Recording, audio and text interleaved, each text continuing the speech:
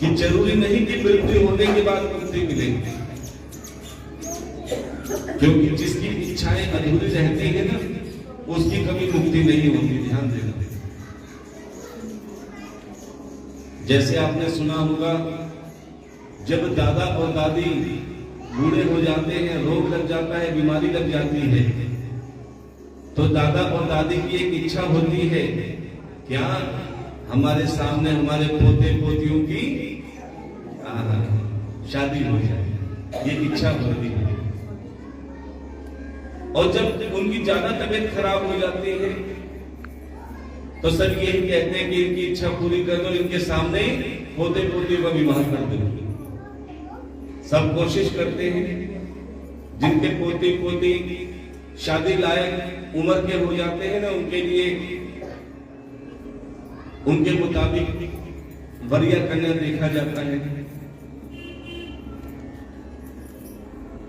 क्या होता है, सगाई हो गई, शादी की तारीख निश्चित हो गई, कार्ड बंटने चालू हो गए, सब काम जल्दी जल्दी करते हैं कि इनके सामने विवाह हो जाए, क्योंकि इनकी इच्छा है। लेकिन क्या होता है, शादी से 1-2 दिन पहले वो गोविंदाय नमो नमः हो जाते हैं। क्या उनके सामने इच्छा तो बहुत थी कि मेरे सामने ये कार्य हो, वो कार्य हो, लेकिन इच्छा अधूरी रह गई। इसका मतलब मुक्ति नहीं हुई, क्योंकि इच्छा अधूरी रह गई। ऐसे हमने देखे हैं,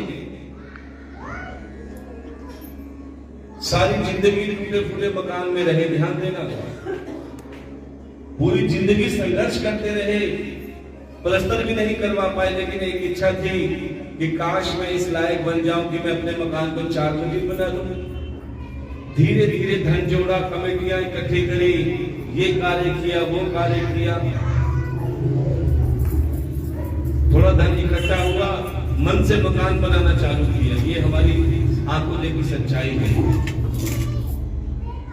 1 मंजिल, 2 मंजिल, 3 मंजिल, 4 मंजिल मकान बना दिया आलीशान में, क्योंकि उनकी इच्छा थी कि मैं अपना 4 मंजिल मकान बनाऊं। मकान बनके तैयार हो गया, गृह प्रवेश का दिन निकाल दिया कि फलाने दिन शुभ है, इस दिन गृह प्रवेश करेंगे। लेकिन प्यारे, गृह प्रवेश से 2 दिन पहले उसकी मृत्यु हो गई। सारे काम अपने हाथों से करे, सारे व्यवस्था अपने हाथों से करे, लेकिन जिस दिन गृह प्रवेश करना था उससे पहले उसकी मृत्यु हो गई। क्या इच्छा अधूरी रह गई। इसीलिए कहते हैं कि जरूरी नहीं कि मरने के बाद मुक्ति मिले, क्योंकि उसकी इच्छा अधूरी रह गई। और जिसके जीते जी इच्छाएं पूरी हो जाएं,